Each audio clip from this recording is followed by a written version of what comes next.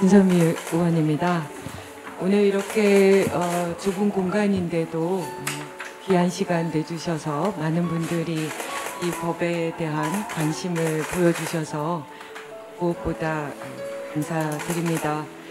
저희가 이 검시관 제도에 관련한 법안을 2018년에 처음 발의를 해놓은 상태였는데 그것이 제대로 논의되지 못하고 자동 폐기가 되는 비극을, 아픔을 우리가 가졌는데요.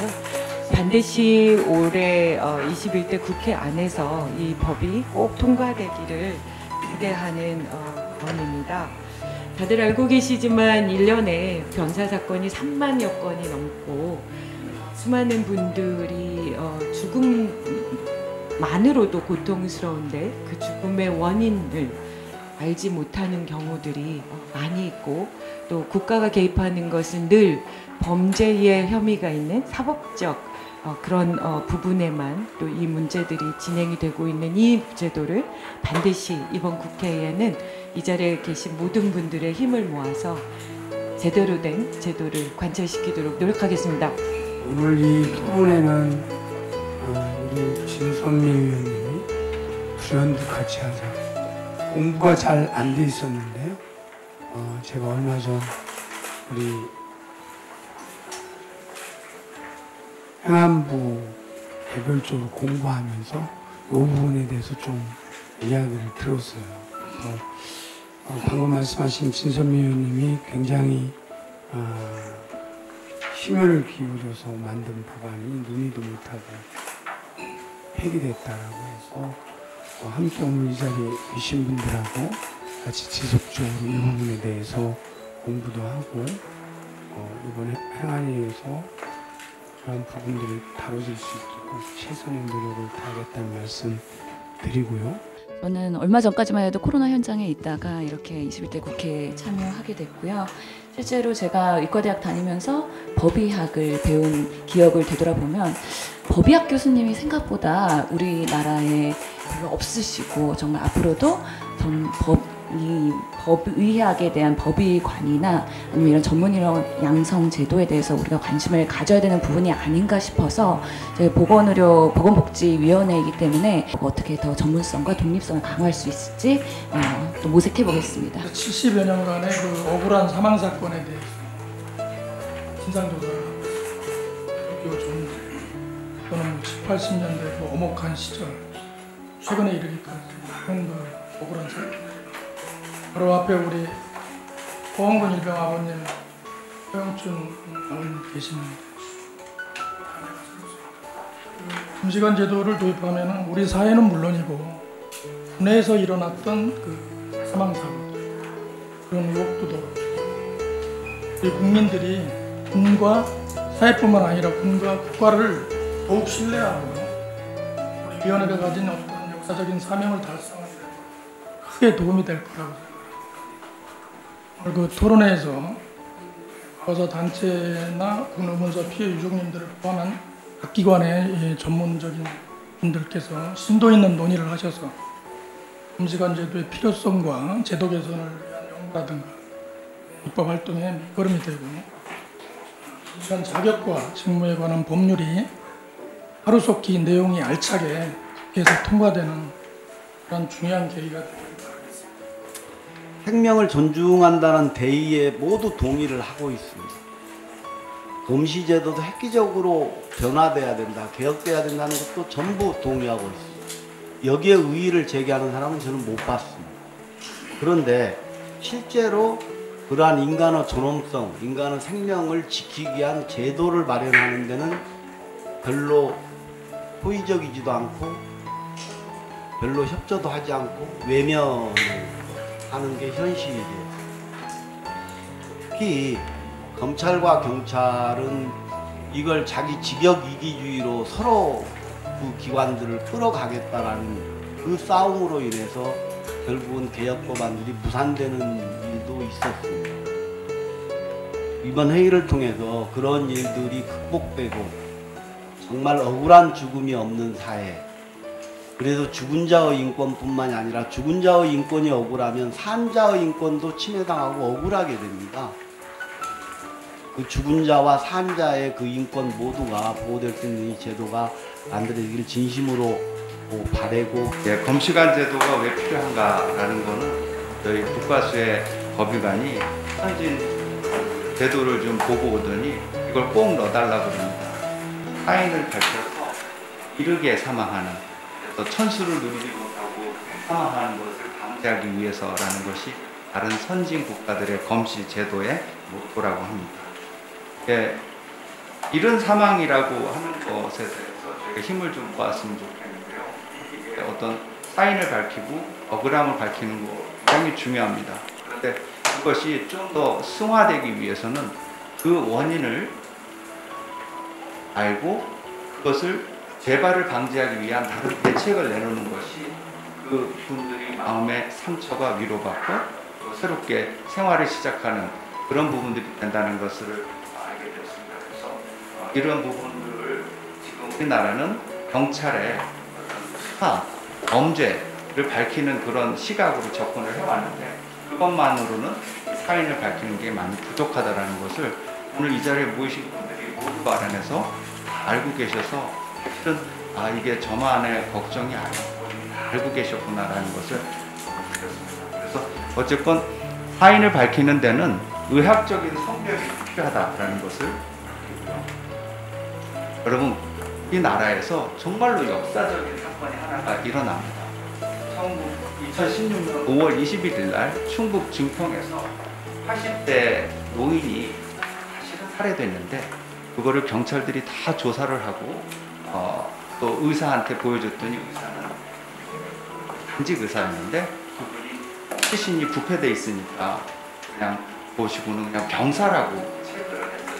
그랬더니 시신은 바로 화장이 됐습니다. 그리고 유족들은 남겨진 CCTV에서 이분 기일을 정하려고 CCTV 녹화된 영상을 틀어보니까 어머니가 살해되는 장면이 녹화되어 있었다. 그거 이후로 이게 이제 사실은 이 고화질로 녹화된 이 영상, 이것이 사실은 그동안 법의관들이 이런 일이 있을 거야 라고 했는데 실제로 녹화됐던 그 사건입니다. 이와 유사한 사건 하나가 그게 터지면서 경찰들은 변사 처리 규칙을 바꿉니다. 그래서 병사라고 생각되던 그 시신들 중에는 타살이 있구나. 그 타살을 밝히기 위해서는 범시든 부검이든 그 사례를 늘려야 되겠다라고 해서 그 규칙이 발전해서 2019년도에는 경찰청에 훈령을 만들었습니다. 이 훈령 내에는 굉장히 많은 사망들이 포함이 돼 있어서 부검이 40% 정도. 국가수 법의관들은 그게 옳다고 생각하고 힘들지만 다 받아서 부검을 하고 있습니다. 그런데 여러분 맨 마지막에 여기 좀 잘렸는데요. 10번 항목에 그 밖에 정확한 사인 파악 등이 필요한 경우라는 항목이 있습니다. 거기에 여러분 의사들의 문제가 있습니다. 의사들이 병사라고 진단하는 것은 그게 고유한 권한입니다. 그래서 그분들이 병사라고 했다는 것은 명확한 의학적 증거를 가지고 판단했을 거라고 국민들이 믿어주는 거기 때문에 경찰도 어쩔 수가 없습니다. 그래서 의사가 병사 진단을 하게 되면요, 너무나 사회에 편리함이 발생을 합니다. 예, 보시면 서류 수사할 필요가 없어요. 그래서 밤새 조서받을 필요가 없습니다. 검찰의 지휘를 받을 이유가 없습니다. 유족이 슬퍼하는데 이런 말 할 필요가 없어요. 국가수에 부검을 해야 하고 장시간 기다리고 감정서 나올 때까지 기다리고 검찰도 지휘받아야 되고 이게 하나도 없어요. 의사가 병사라는 거 체크 하나 하는 순간에 화장장으로 직행할 수 있는 티켓입니다. 제가 진선미 의원님께서 2017년도 행안위 국감장에 김광석 씨 의문사에 관련된 전문 증거인으로서 나와달라라는 부탁을 받고 그때 어떤 말씀을 드릴까 하고 고민하다가 현재 우리나라의 의사들은 백남기 씨를 비롯해서 웬만하면 병사라고 처리하는 관행이 있다는 것을 말씀드렸습니다. 예, 지금 여기 보시듯이 지향이 사건 친모가 뇌인사라고 시체검 와서 받았는데 동네 의사 다시 가서 뇌인사라고 얻어봤습니다. 그걸 가지고 화장 처리해서 완전히 증거가 소멸됐던 사건. 대구시리 희망원 사건은요, 2014년부터 수년 동안 120명이 사망하는데 뇌인사가 하나도 없고 다 병사입니다. 그럴 수가 없습니다. 그 옆에 의원이 다 병사를 해준 거예요. 충북 주변의 살해된 할머니 아까 소개드렸고요. 물레 맞아 돌아가신 농부도 그게 뇌인사가 병사로 되어 있습니다. 그러니까 이런 거에 있어서 뭐 정치적 색깔이 들어가거나 누군가가 유리해서 써주는 게 아니라 의사는 본인의 명복을 빌면서 병사라고 해주는 거예요. 조사 안 받고 편하게 해주려고. 그게 우리나라의 관행입니다. 그래서 훈령을 잘 만들어서 우리나라에 큰 변화를 가져온 거 정말 감사하게 생각합니다. 근데 이 의사가 병사를 내는 그 관행을 고치지 않는다면 사인을 밝히는 부분은 정말 요원합니다. 그래서 제가 그 발제문에도 썼지만요, 제가 현장 검안을 하고 연구를 하고 알게 된 여러 가지 검시제도 개선의 방향성이 이런 것들입니다. 그래서 검시법을 만들어야 인력이 양성이 되고 행정검시 기능을 활성화해야 사인을 규명할 수 있는 부분이 만들어지고 저와 같은 법의 전문의가 되는데 너무나 시간이 오래 걸립니다. 그 시간을 훈련 기간을 단축시켜주는 인력 양성안이 필요합니다. 그리고 검시법을 행할 수 있는 그 자격을 가진 자는 공무원일 수밖에 없고 국가가 관리할 수밖에 없습니다. 유족한테 어떤 식의 경제적인 그 보상을 받아가지고는 정확한 판단을 하기 어려운 부분이 있습니다. 그렇기 때문에 공정한 판단을 위해서 공무원 자격을 가진 사람이 해야 되고, 김광석 씨 부인이 따님 사망을 사인 신고를 좀 늦게 합니다. 한 달 넘어서 했기 때문에 그 법원에 유리한 판결을 받기 위한 거 아니었나요? 하고 그런 오해를 받고 있었는데, 돌아가신 다음에 그분은 유족이 여유를 갖고 신고하기 전까지는 살아있는 사람이에요. 그래서 다른 선지 외국은 그 유족한테 맡기지 않고 전문가가 등록을 하게 됩니다. 이 살아있는 사람이다 보니까 제가 현장 나가서 사인을 밝히려고 그래서 경력을 조회하려고 해도 산 사람이라서 개인정보 보호 것 때문에 도저히 알 수가 없어요. 유족이 신경정색이었습니다. 그러면은 그러세요 라고 믿을 수밖에 없는데 갸웃거리는 상황이 자꾸 나오죠. 경찰청에서 그 의원들이 도와주셔가지고 검시조사관이 임상병리사랑 간호사 출신인데 그분들이 하도 의사가 현장에 없으니까 그분들을 발전시켜가지고 내년까지 한 300명이 만들어진대요. 그분들이 그 국가수 법의관이든 검시관이든 그분들과 협력하는 체계가 만들어져야 됩니다. 그리고 여러분 제가 발제문에 썼는데요. 찾다 보니까 정말 놀랍더라고요. 살인을 하는데 그거를 숨기기 위해서 뭔가를 먹이는 게 굉장히 많습니다. 수면제가 됐든 청산 됐든 농약이 됐든 그래놓고 밝혀진 것들이 신문지상에 굉장히 많이 떠들썩해져요. 그런데 여러분 조용히 돌아가신 분 같아도 그분이 니코틴을 먹고 돌아가실 수도 있고요, 탄산염을 먹고 돌아가신 분이 있는데 그냥 점잖은 의사분이 와서 아이고 노인이시니까 병사 아이고 장례 잘 치르시고 그러면은 끝납니다. 그게 우리나라의 지금 현실입니다. 그래서 중독을 선별하기 위한 체제가 반드시 지금 시급하게 만들어져야 됩니다. 그리고 제가 해보니까 죽은 채 발견된 유족분들은 변사사건이라고 하는데 밤 11시에 그분이 발견되면 그날 자정까지를 하루로 칩니다. 3일장 아시죠? 그러면 그분은 하루 썼고요. 다음날 영안실 정해야 돼, 장지 정해야 돼, 연락을 해야 돼, 시체검안서 떼와야 돼. 이 모든 일을 하면서 하루를 딱 소비하고 나면 다음날 달입니다. 그리고 그게 주말에 딱 끼면은 나이 드신 분들은 어디 가서 가족관계 증명서도 뛸 수가 없고요. 공인인증서가 뭔지도 모르고요. 동사무소는 다 문 닫았습니다. 그러니까 장례가 5일장이 돼요. 그래서 그분들이 여유 있게 애도를 할 수가 없기 때문에 애도를 하기 위해서는 잠시 시신을 무료로 보관해 줄 수 있는 공치소가 꼭 필요하고 그 공치소가 있음으로 인해서 민간한테 위탁됐다가 오는 게 아니라 공식부를 통해서 사인이 밝혀지는 그 과정을 그렇게 만들 수가 있는 겁니다. 부검은 전 세계적으로 의사가 합니다. 그건 뭐 틀림없고요. 검안도 마찬가지입니다. 의사가 합니다. 그러면 이제 전 세계적으로 이제 제도가 어디서 차이 나냐? 부검을 의사가 한다는 거에서 차이가 나는 게 아니고 그걸 어떻게 컨트롤할 것인가라고 하는 권한 부분에서 차이가 나는 겁니다. 법 체계를 대륙법계하고 영유법계로 나눈 딱 둘로 구분됩니다. 법의학계도. 그래서 그 대륙법계와 영유법계로 구별되는데 역시 대륙법계에서는 이제 경찰이냐 검찰이냐 수사 주체로 가는 방식이 있고 영유법계는 이제 메디컬 이기제미너 코로너라고 하는 이제 이 전문인 방식으로 가는데 조금 차이가 있는데 크게 보면 메디컬 이기제미너라고 하는 거는 의사가 권한을 다 가지는 겁니다. 그러니까 부검을 하는 실질 행위뿐만 아니라 부검과 관련된 모든 결정 권한까지 다 가져요. 그러니까 이제 저희가 공부한 바로는 뭐 메디컬 이기제미너다 그러면 부검까지도 결정합니다. 부검할 것인가 안 할 것인가. 그러니까 우리 대륙법계하고 완전히 다른 거고요.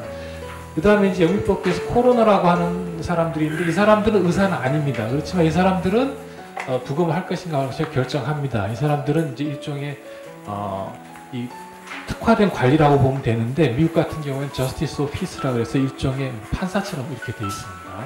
그다음 대륙법계로 가게 되면 검찰이나 경찰이 수사하고 검찰이 이제 부검영장을 청구하는 거죠. 그러니까 이거는 사법부검이 주가 됩니다. 그래서 법계로 보면 우리가 오늘 얘기하고 있는 변사의 이 개념을 대륙법계는 기본적으로 사법부검의 변사 개념 하에 놓고 우리나라처럼 이제 경찰 훈령이나 이런 쪽을 놓게 되고요. 영미법계로 가게 되면 코로나나 메디컬 이기제미너 법이 있기 때문에 이거는 독립된 법으로 변사의 종류를 규정하고 있습니다. 우리나라는 잘 아시다시피 대륙법계잖아요. 그래서 우리나라는 의료법하고 형사소송법이 변사란 무엇인가라고 하는 변사에 대한 규정만 돼 있습니다. 변사하면 의료법에서 의사 신고하게 돼 있고요. 변사가 있으면 형사소송법에서는 수사를 하게 돼 있습니다. 그죠? 근데 변사가 무엇인가에 대해서는 규정이 없습니다. 그래서 우리는 당연히 대륙법계이기 때문에 우리 대륙법계를 따라왔습니다. 독일하고 일본을 거쳐서 우리나라 왔는데 법의학계에서는 독일하고 일본이 후진국입니다. 왜 후진국이냐 그러면 이 과거의 통계가 기본적으로 부검 건수 자체가 차이가 10배 이상 납니다. 그러니까 형편없다는 거죠. 독일법계 계통이. 근데 우리나라는 조금 특이해졌습니다. 우리나라가 미군정 이후로 그 의과대학 체제를 미국식으로 바꾸면서 일제시대하고 이제 바뀝니다. 이 법 제도는 그대로 이제 독일법계로 대륙법계로 갔지만 의과대학 체계가 바뀌면서 이 법의학 체계가 완전히 바뀌게 돼요. 그래서 기존에 있던 그 대륙법 체계가 없어지고 대학 내에 있던 그 법의학 기술이 다 없어지면서 국가수가 생기는 겁니다. 이 국가수라고 하는 건 국가가 운영하는 형태의 지금 구조인데 이 국가수를 운영하는 구조가 제가 알고 있기로는 없습니다. 특이합니다. 왜냐하면 대륙법계는 검찰이 부검영장을 운영하면서 사법부검을 하기 때문에 대학의 부검 촉탁 의사, 대학의 병리과 전문 이 교수들한테 부검 촉탁을 해가지고 대학에서 부검을 하게 되어 있습니다. 근데 영미법은 코로나 제도에서는 역시 대학에 맡기게 되고요. 메디컬 이재명법에서는 메디컬 이재명을 직접 합니다.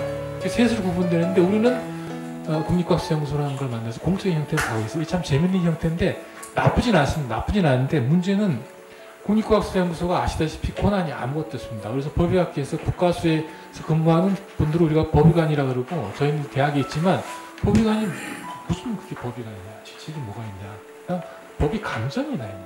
부검하라 그러면 하고 말 없으면 안 하고 부검하다 그만하라 그러면 그만할 수밖에 없는 그런 거다. 그러니까 조직법상으로는 국가수라는 게 설립이 돼 있지만 뭔가 행정적으로 권한을 작동하는 권한법적으로는 아무것도 없다. 그러니까 공무위탁 사인하고 다를 바가 없다. 저희하고 똑같다는 겁니다. 저희 대학에 있는 사람들이 저도 15년째 이제 위촉 법의를 하고 있는데 차이가 없다는 거죠. 조직은 있지. 제가 현장에서 느꼈던 것 중에 하나인데 검찰 역시도 이 사법부검이 진행되는 과정에서 전혀 법의관들의 이 도움을 받지 못한다는 것을 많이 느꼈습니다. 사건을 공소유지를 해야 되는데 공소유지를 하기 위해서 이제 재판정에서 이제 그 상대 측 그 피고 변호사하고 이제 이 증거를 가지고 다퉈야 되는데 검찰은 공판부 검사는 사실 뭐 사건 이첩받은 거지 자기가 처음부터 본 게 아니잖아요. 그러니까 이 증거를 새로 이렇게 다 공부를 해가지고 이렇게 법관 앞에서 현출해야 되는데 감정설 쓰는 사람은 법의관이니까 물어봐야 되잖아요. 근데 이 부분들이 지금 반대가 돼 있어요. 아주 힘들어하는 겁니다. 그래서 저희가 대학에 있는 자문위를 두고 자꾸 연락이 오는 겁니다. 그럼 저도 가서 부검한 사람 따로 있는데 그걸 또 다시 해석을 해줘야 되는 겁니다. 우리나라의 이런 부분들이 공소유지가 굉장히 어렵다. 이것도 사실은 굉장히 제도적으로 문제가 있다는 겁니다. 저희가 대체적으로 생각하는 그 방향은 그런 겁니다.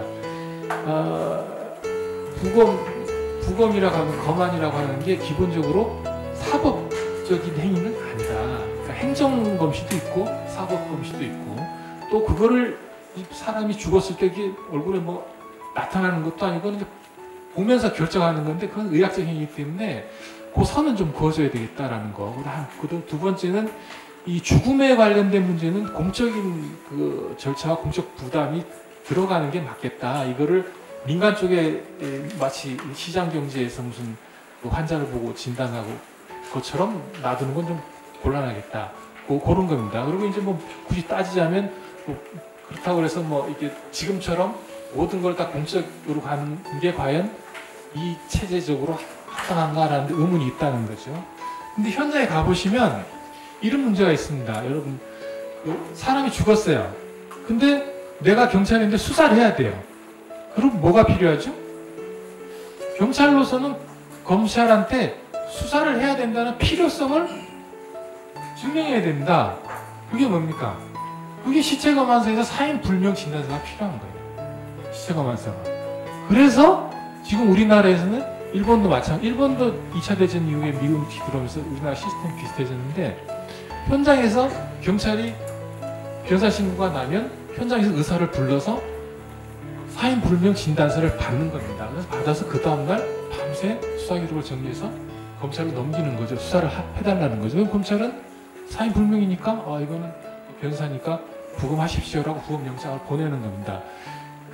그 과정이 하루 만에 일어나는 일이고 그 하루 만에 일어나는 일에서 이 우리나라 검시제도의 모든 문제가 발생하는 겁니다. 그거를 바로잡지 않으면 이게 이제 막 엉클어지는 거죠. 그래서 저희가 생각하고 있는 거는 그 부분을 법의관, 검시관들이 권한을 갖는 게 맞겠다라고 보는 겁니다. 지금 그렇게 보고 있고요. 그래서 그 부분에서 검안으로 끝날 부분과 부검으로 가야 될 부분이 있으면 저희가 판단하기에는 부검으로 가야 된다, 사법부검이 필요하다 그러면 저희는 그거는 기존에 뭐 경찰이든 검찰이든 영장을 청구하면 된다. 그렇게 가는 거죠. 그러면 왜 검안으로 끝나는 부분에 대해서 우리가 검시관들이 권한을 가져야 되느냐? 그거는 의학적인 행위가 많이 들어가기 때문에 그렇습니다. 첫 번째는 행정검시하고 사법검시가 구분이 안 되고요. 두 번째는 검안을 저희가 단순히 얼굴만 보고 한다고 생각하면 안 되는 겁니다. 검안을 하기 위해서는 제일 중요한 게 그 사람의 과거 병력입니다. 병력. 그러니까 메디컬 히스토리를 의무기록을 봐야 돼요. 그래서 이 사람이 병원에서 사망을 하면 의사가 그 사람이 사망하는 과정에 치료를 했기 때문에 병사 진단이 나오지만 집에서 사망을 하면 그 죽는 과정을 모르는 의사가 갔기 때문에 그 사람의 병력을 봐야 됩니다. 그래서 이 사람이 지병이 있었다. 암 진단을 받고 태어난 지 일주일 됐습니다. 근데 배가 부르고 안색이 안 좋다 그러면 암이 전이가 돼서 사망했다. 이렇게 병사가 나가는 거지 얼굴 봤는데 특별한 외상이었기 때문에 병사가 나가면 그건 틀린 겁니다. 근데 우리나라는 지금 그렇게 하고 있는 거예요. 그래서 사망 진단의 과정을 검안과 부검을 이렇게 분리해가지고 검안은 그냥 얼굴만 보고 하고 부검은 뭐가 필요하면 한다 이렇게 하는 게 아니고 검안 과정을 좀 더 충실하게 해야 된다라는 게 저희 법의학회의 많은 논의 결과죠. 그래서 아까 우리 왕경무 선생님이 얘기한 것처럼 필요적으로 혈액 검사를 해서 중독사 여부를 미리 판정해야 된다. 그 결과가 없으면 부검을 해야 됩니다. 왜냐하면 혈액에서 독극물 검사를 하지 않으면 검안으로는 판별할 방법이 전혀 없습니다.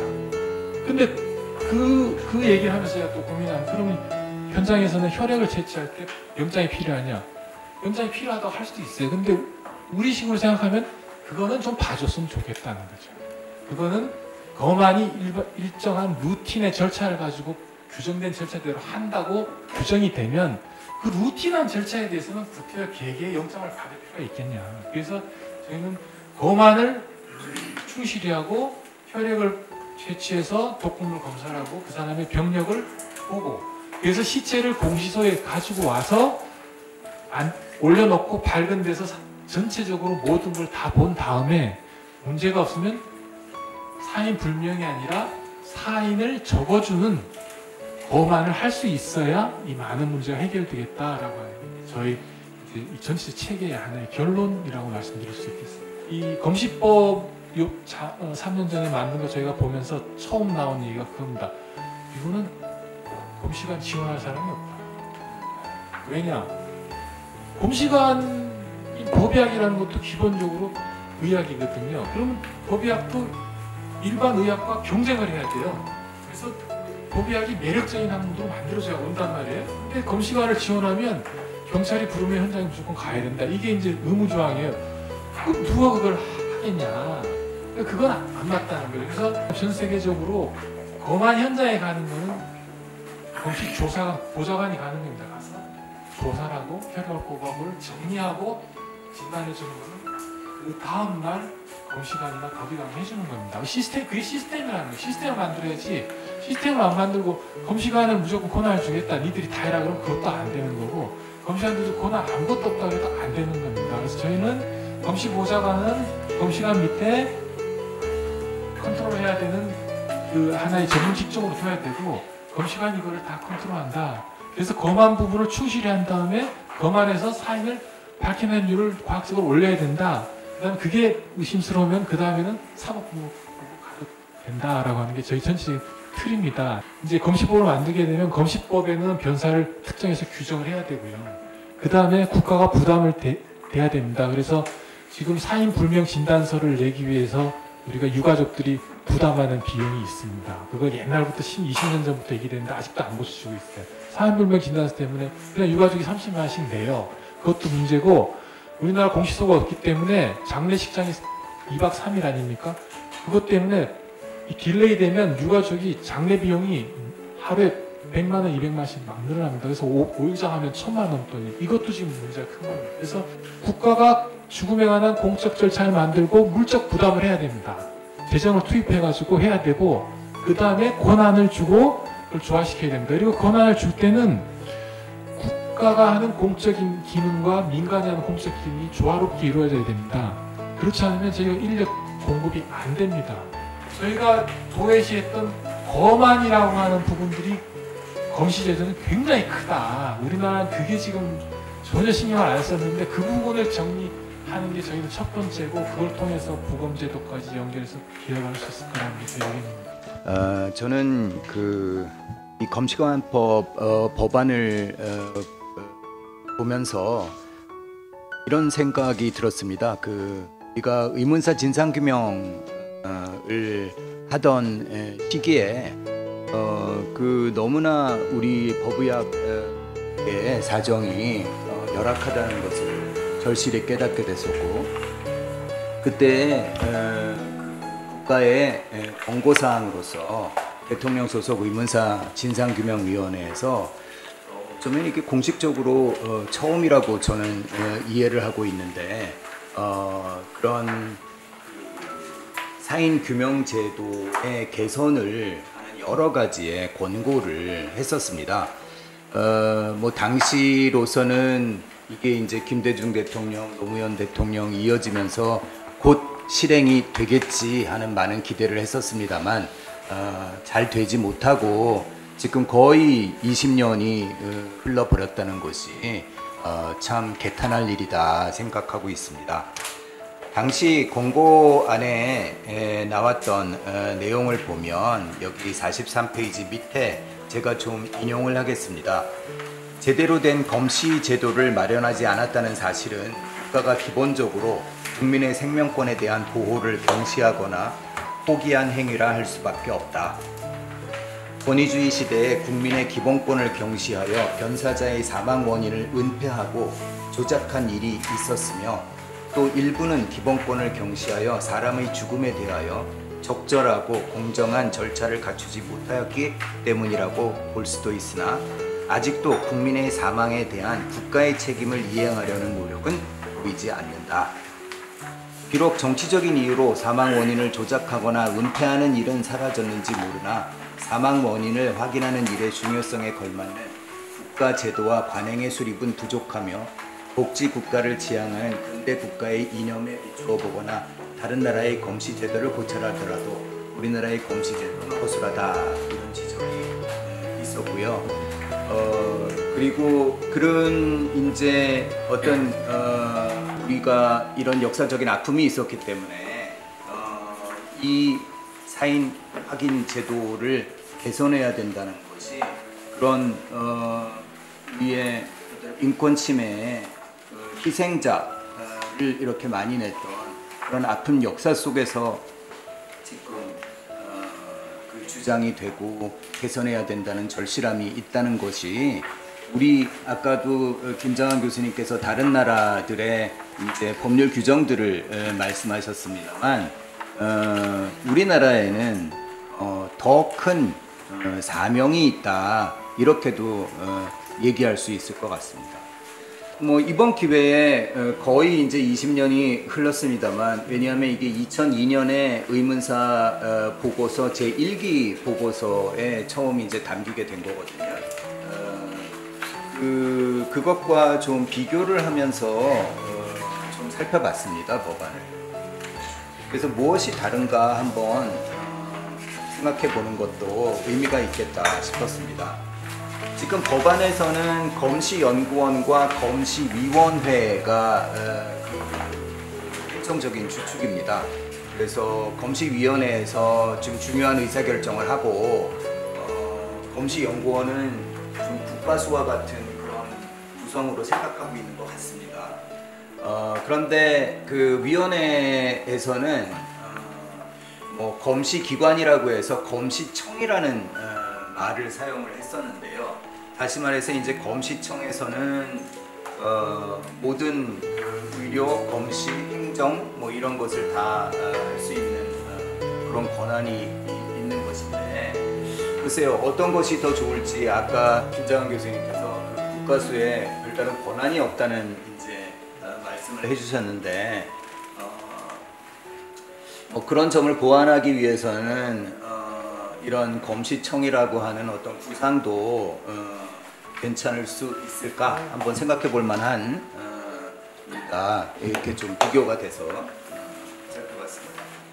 두 번째는 이제 검시관이 이제 우리 법안에는 나오는데 당시 그 의문사 진상규명위원회에서의 권고안에는 법의학 전문의 또는 법의학 전문 인력 이렇게 그런 분들이 너무 적다. 당시에는 그 법의학 교실이 있는 대학이 한 5개의 대학으로 이렇게 했었는데 그 상황은 아직도 마찬가지입니까? 네. 그러니까 이런 전문 인력이 너무 부족해서 아까 말씀해주신 이제 검안을 할 때에도 전문 인력이 하지 못하게 되는 그런 상황들을 어떻게든 개선해야 된다라는 것이었는데요. 이제 검시관이나 법의관 이렇게 되면은 그 관이 관직을 얘기하는 거 아니겠습니까? 그래서 이게 어떤 개인 자격은 아니란 말이죠. 근데 제가 좀 그때를 회상을 해보면 우리가 위원회에서 논의할 때는 이런 어떤 좀 교육이 필요하고 그런 전문가가 필요하다는 의미는 꼭 관직에 있는 사람만 많이 채용하라는 얘기가 아니라 교육의 과정에서 그런 지금 교육이 잘 이루어지고 거기에 어떤 전문가들을 좀 그 교육을 시키는 이런 방향으로 생각을 했던 거거든요. 그래서 아까 이제 양경모 과장님께서도 말씀해 주셨습니다만 그 아까 선생님께서 그 법의학 전문의라는 그 용어를 그 제안을 하시는 거를 봤는데, 이제 그런 게 생긴다면 그게 과연 또 매력이 될지, 뭐 제가 아는 의과대학의 상황에서는 뭐 법의학 전문의 과정이 만들어진다고 하더라도 그거를 선택하겠다고 갈 사람들이 그렇게 많지 않을 거라고 예상은 됩니다만, 그래서 저는 오히려 좀 구상 뭐 한 가지 제안을 드리고 싶은 거는 뭐냐면은 이 검시 어떤 전문가를 자격화하면 어떻겠는가, 자격증화해서 그 의과대학에서 그 교육 과정 안에서도 어떤 주요 과목들을 이수했을 때 그 검시 전문가 뭐 자격증 이렇게 좀 수여받을 수 있는 게 된다면 그런 사람들이 많아질 거고, 그런 사람들이 어디에서 뭐 개업 일을 하고 있던 어디 좀 소규모의 종합병원에서 근무를 하고 있건 그 지역에서 어떤 변사 사건이 발생했을 때 어떤 위촉을 받아서 바로 파견될 수 있는 이런 방향도 좀 생각해 볼 수 있지 않을까. 다만 교육적인 차원에서 이것을 어떤 자격증화해서 많은 분들이 이런 교육을 이수할 수 있도록 한다면 좋지 않을까 하는 거를 좀 제안을 드리고 싶고요. 그리고 이제 의대에서는 그거는 의과대학에 계신 선생님들께서 좀 조언을 해주셔야 될 것 같은데, 이게 뭐 어떤 전문의 자격도 아니고 어떤 별도의 교육을 통해서 자격증을 이수한다고 하면, 그래서 그걸 손에 쥐고 있다고 하면 의대생으로서 무슨 메리트가 될까, 뭐 이런 게 좀 만들어 줘야 되겠죠, 그 학생들에게. 그런 거를 좀 생각을 해봤고요. 아까도 이제 검안 과정에 대해서 김정환 교수님께서 말씀해 주셨습니다만, 의사가 할 일이 있고 의사가 아닌 사람이 할 일도 있는 걸로 제가 이해를 했는데, 그런데 그 의사가 아닌 사람도 그 검안 과정에 뭐 혈액을 채취하건 뭐 이렇게 참여를 할 때에도 이 사람도 제대로 교육을 받은 사람이어야 한다. 그래서 좀 뭐 제가 그냥 즉시 그냥 말을 만들어서 사용해 봤습니다만, 준 검시 뭐 관 또는 준 검시 뭐 전문인 이런 자격이 또 하나 만들어지면 어떻겠는가. 그래서 의사가 아닌 사람도 이 교육 과정을 이수했을 때 그 자격을 부여받을 수 있는 뭐 이런 것도 좀 생각해 볼 수 있지 않겠는가. 검시 전문가는 의사만이 될 수 있겠지만 준 검시 전문가 이 자격은 의사가 아닌 사람도 교육을 이수했을 때 받을 수 있는 그런 방안이 어떻겠는가 한번 생각해 봤습니다. 또 위원회 안에서는 또 하나 좀 특기할 만한 것이, 이게 경찰이라든가 소방서라든가 뭐 이런 쪽에도 그 대원들 중에 대원들을 어떤 기초교육을 해야 된다 이런 얘기가 나와 있는데, 그것과 같이 연결해서도 역시 우리가 어떤 준 검시 전문가 이런 좀 자격증을 만들어내면 적어도 뭐 경찰이라든가 소방서에 적어도 몇 명은 이런 사람들을, 이런 자격이 있는 사람들을 채용을 해야 된다던가 이런 식으로도 운영할 수 있지 않을까. 네. 그리고 검시 전문가라는 것을 우리가 만들게 됐을 때에는 그 자격을 만들었을 때 뭐 어떤 규모 이상의 병원이라고 하면은 그 자격을 가지고 있는 의사들을 반드시 채용을 해야 된다던가 이런 식으로 운영하는 것도 하나의 방법이라 이렇게 생각을 합니다. 그 검시관법을 제정하자는 것은 우리나라에서는 국민의 보호와 권익을 위하는 것 이상의 의미를 갖는다는 점을 인식해야 할 것이라고 생각합니다. 우리는 독재 정권 하에서 국민에 대한 국가기관에 의한 인권 유린이 자행된 역사를 안고 있기 때문입니다. 우리는 그때 억울하게 죽임을 당한 우리 국민들의 사인을 밝혀주지 못했습니다.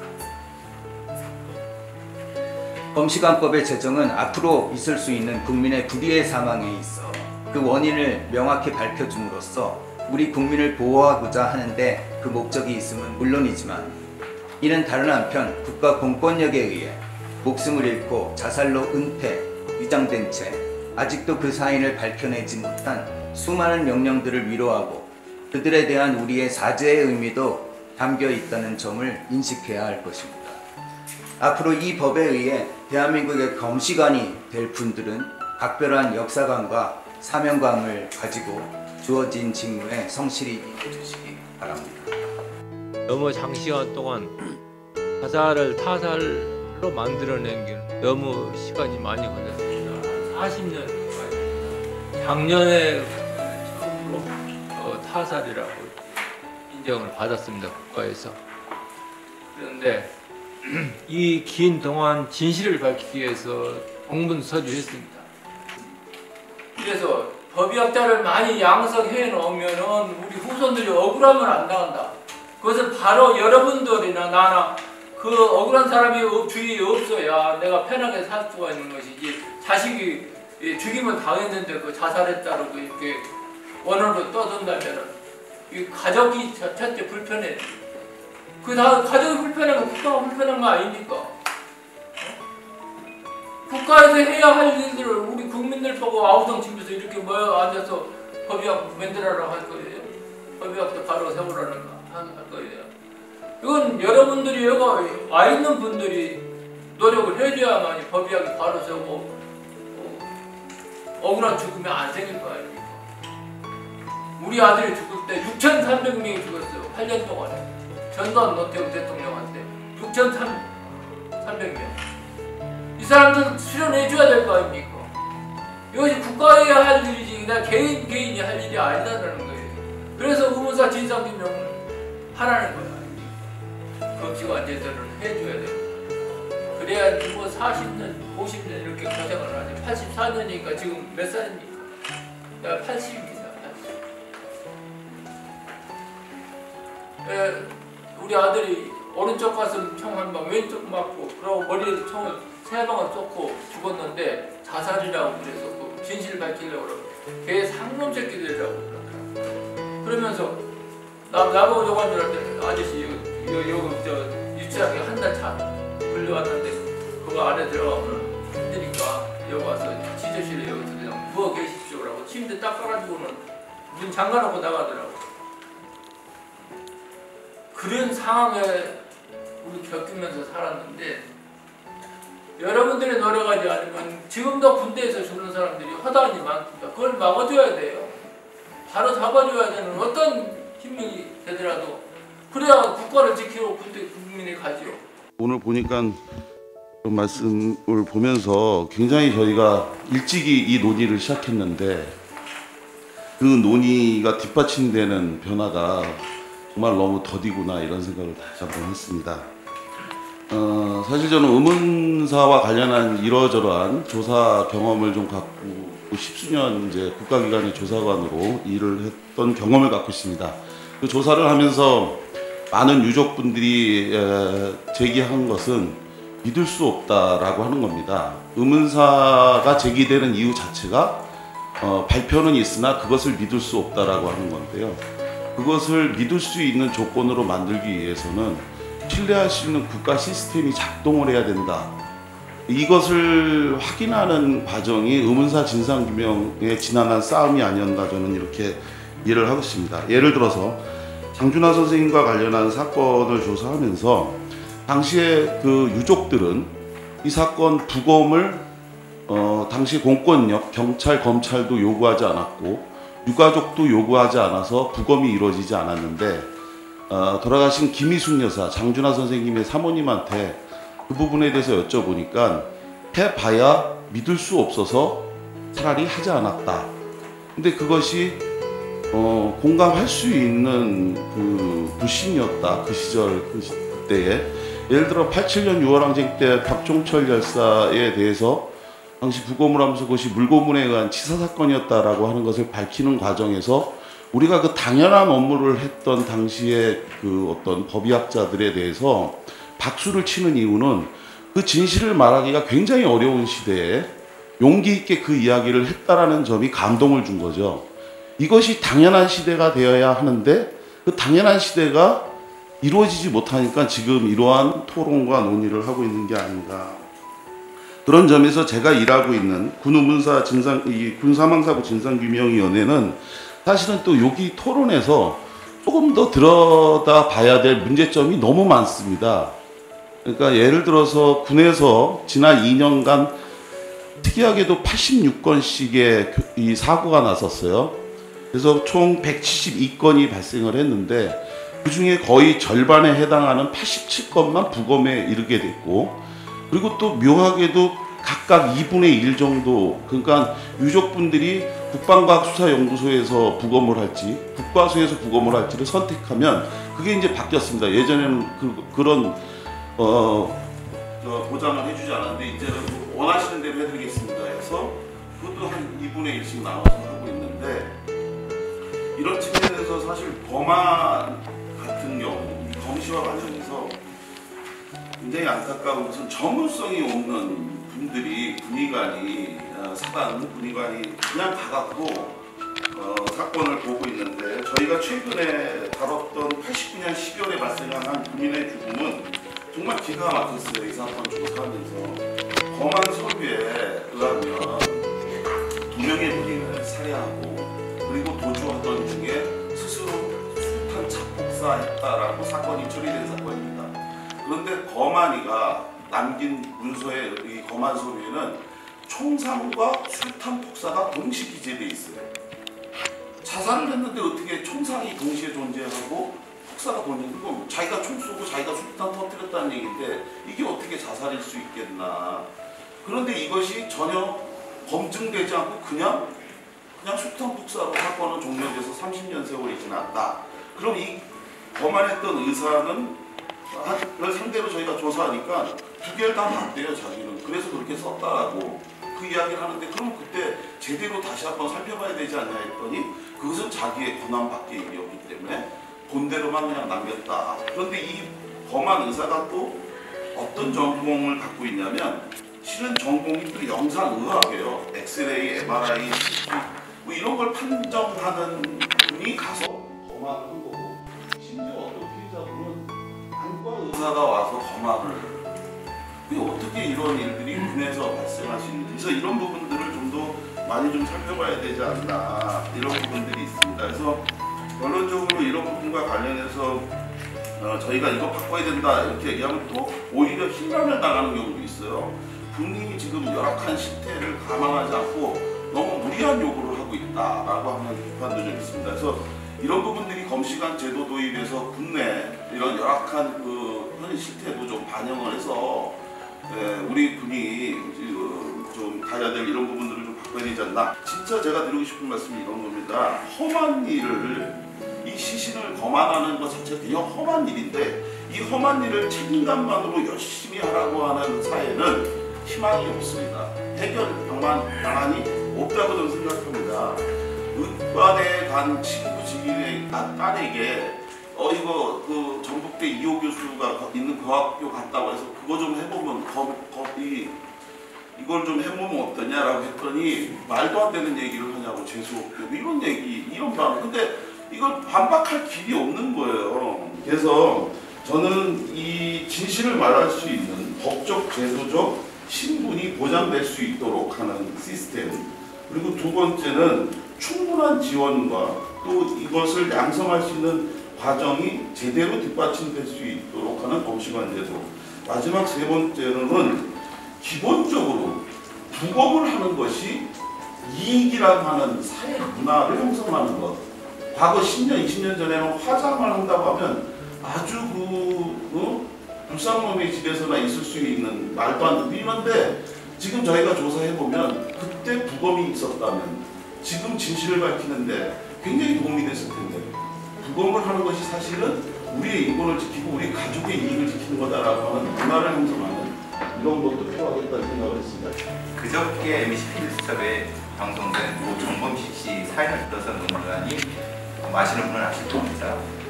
경찰은 자살로 판정된 사건입니다. 근데 이 사건의 부검 보고서를 보는데 지금 깜짝 놀랐습니다. 보고도 믿을 수 없는 건데, 부검 보고서에 사회 경제적 요인으로 인해서 자살했다는 것이 나와 있습니다. 근데 부검 보고서에 왜 부검이 된 사회 경제적 요인으로 자살했다는 얘기를 거기다 왜 쓰죠? 라는 겁니다. 그러니까 아까 김정환 교수님 말씀하신 것처럼 이 상황을 역추적할 수가 있습니다. 사인 불명 진단을 하기 위해서 무엇인가 정보가 필요한 상황인데 여러 가지 형사들한테 병력이나 이런 것도 들었겠죠. 그러니까 사회경제로 좀 힘들고 이렇기 때문에 자살할 수 있겠다 라는 쪽으로 편향이 생겨버리는 겁니다. 이게 이제 제가 이 말씀을 드리면서도 여기 계신 법익 부검 선생님들한테 굉장히 신뢰되는 말씀일 수도 있습니다. 왜냐하면 제가 이 말씀 드리는 것은 부검보고서의 정도관리 부분과 관련되는 부분이 있는 것과 관련됩니다. 왜냐하면 제가 본 많은 부검보고서가 여기 훌륭하신 부검 선생님들이 쓰신 거는 훌륭한 부검보고서가 있지만은 그렇지 않은 부검보고서가 너무 많습니다. 말하자면 이게 왜 부검보고서 이렇게 돼야 돼? 이게 도대체 이 부검보고서는 무슨 얘기를 하려고 하는 거야? 1, 2, 3을 썼는데 결론은 4가 나버립니다. 결론 자체가. 그럼 이 부검보고서는 무슨 의도를 하려고 하는 거야? 라는 쪽도 있는 거고, 아까 말씀드린 것처럼 법의학을 하시는 분들이 하시는 전공을 살려갖고 거기에 뭐 흔히 말하는 어떤 요인에 대해서 거기에 써서 그걸 결론을 내려야 되는데 그 결론이 불명확할 때 오히려 외적인 정보에 의해서 결론이 날 수 있는 상황. 근데 이제 아까 그게 좀 애매한 건 그겁니다. 병력이나 정신병력 같은 것도 볼 수가 있고 정보를 얻을 수 있습니다. 그러면 이제 자살로 될 수 있는 거죠. 근데 그것은 자살로 판정이 나야 되는 것이 아니라 정보 제공에 그쳐야 된다는 건데 현실에서는 또 그렇지 않다는 겁니다. 왜냐하면 국가수의 부모님 선생님들이 하시는 그 양이 사실 되게 적죠. 실제는 아시다시피 촉탁이나 공의 같은 분들이 훨씬 더 많이 하시기 때문에 현장에서 제가 일했었던 현장에서는 현장 자체가 정보 불균형 때문에 그분들에 의해서 장악되는 경우가 있어요. 표현적 장악이라고 하는데 현장에 출동을 하게 되면 CSI도 나오고 프로파일도 나가고 형사도 나가는데 이것이 논란이 많이 되는 상황입니다. 그러면은 거기에 이제 이걸 뭐라고 말씀드리죠? 어떤 번역을 전담하고 계신 어떤 의사 선생님이 오십니다. 오셔갖고 싹 정리해 주시죠. 이거는 이거야. 근데 그게 맞다고 볼 수 있을까요? 제가 제 전공은 화학입니다만 이게 좀 아닌 건데? 라는 생각을 많은 CSI들이라든가 형사들이 갖지만은 문제는 정보의 불균형 때문에 하나의 방향으로 결론이 나서 이미 그 다음에는 이미 논란이 없어져 버립니다. 그냥 그쪽으로 수사가 진행되는 거거든요. 그러니까 이제 제가 지금 말씀드리는 거에 불편하신 부분이 분명히 계실 거라고 생각하시지만은 실제 현실은 그럴 수밖에 없다는 겁니다. 그러면 다음 질문을 넘어가야 되겠죠. 검시관 혹은 부검이 혹은 뭐라고 부르든 수사의 주체인가? 근데 현실적으로는 이게 좀 애매한 부분입니다. 왜냐하면 정보의 불균형 때문에 결정이 이미 됐다고 하면은 경찰이든 우리 앞에 검사님도 계시지만은 그 이상까지는 그냥 일사천리로 진행이 됩니다. 만약에 부검이가 틀리면 아니면 처음에 이걸 결정했던 사람이 어떤 오해가 생기거나 오해했던 의도가 아니라 그걸 회복할 방법은 뭔가? 저는 이것도 역시 이 법안에 넣어야 된다. 권한이 주어진 만큼 거기에 대한 책임도 있어야 된다고 봅니다. 근데 그렇지 않으면은 소위 전문가라는 어떤 이것으로 인해서 받았으면 피해 부분이 존재할 수 있다. 법이라는 것은 책의 완결성이 있어야 되기 때문에 권한이 있는 반면에 거기에 대한 부분이 존재해야 된다는 거죠. 그러기 위해서 또 하나 나가야 되는 것은 데이터, 기본 데이터의 공개. 만약에 어떤 검사를 쓰는 그 검사에 대한 것에 대한 공개. 그것은 팩트에 대한 공개가 돼야 되고 평가에 대한 공개는 별도로 해야 된다는 겁니다. 그러니까 팩트, 말하자면 어떤 검사를 어떻게 했기 때문에 나오는 어떤 데이터가 있고 거기에 대해서 선생님들이 하는 평가는 또 달라져야 된다. 지금 우리의 보고서는 제가 본 바에는 이게 섞여 있습니다. 그러니 그게 오해가 생길 수 있다는 거죠. 그래서 이제 그런 말씀을 좀 불편하실지 모르지만 그런 말씀 잠깐 드리고 계속 이제 경찰들도 그렇고 많은 전문가분들이 얘기하는 게 시체공개서의 존재입니다. 부재인 거죠. 있어야 됩니다. 왜냐하면 실제로 현장에서 시신이 장례식장에서 그냥 천조가리에 있어갖고 사람들 길가 지나가는데 발에 축축 걸리는 거 너무 불편합니다. 이건 말도 안 되는 상황이 현실에서 벌어지고 있는 거거든요. 그러니까 당연히 이 시체공개서는 아주 시급하게 만들어요. 이거는 뭐 말도 안 되는 대한민국 이런 사회에서 이런 것조차 없다는 건 말도 안 되는 거고 하나 더 증거보관실과 관련된 부분입니다. 저는 이 부분도 여기에 연결된다고 봅니다. 왜냐하면 증거보관실이 지금 경찰이 보관하는 증거보관실이 있거든요. 이게 수사기관이 보관하는 증거 보관실보다는 수사기관이 아닌 제3의 공간에서 보관하는 부분도 필요하지 않을까라는 생각을 해봤습니다.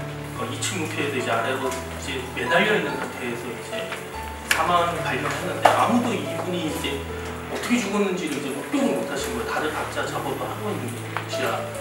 근데 이제 하루 만에 이제 부검을 했는데 아까 전에 이제 배상환 프로파일링 말씀하신 것처럼 저도 부검 그 공소를 봤는데 상식적으로 일반인이 볼 때 상식적으로 이해가 안 가는 거예요. 그러니까 상황이 이렇고 저렇고 한데 그래서 결론은 스스로 용맹이 부합하다. 그러니까 결국 이제 자살했다는 결론을 내렸더라고요.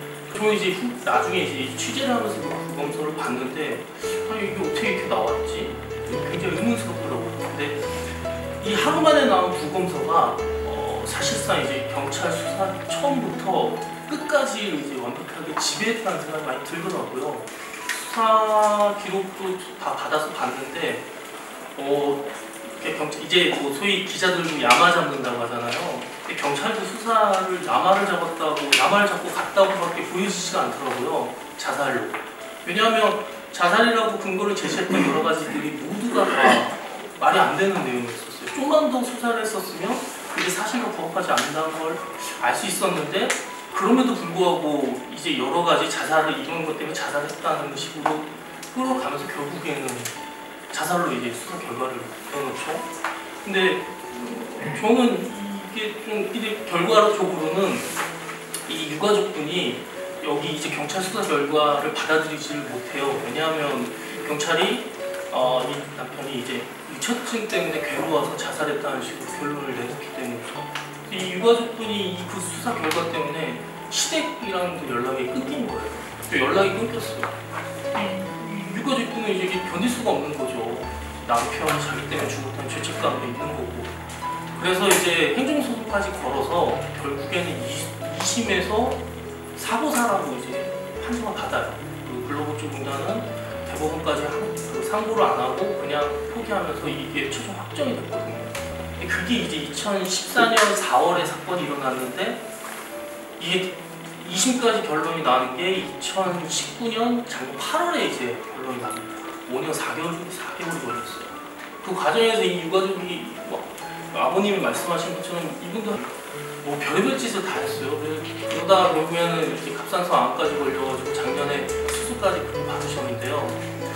이게 근데 저는 이 모든 발단 시작이 이 근거를 경찰의 근거를 제시했던 게 이 부검 소견이라고 생각이 들어요. 근데 저는 또 전 잘 몰랐었으니까 취재한 거는데 전 부검은 다 국립과학 수사 부검이들이 하시는 줄 알았어요. 저는 이번에 민의가 있다는 것도 그러니까 처음 알게 됐어요.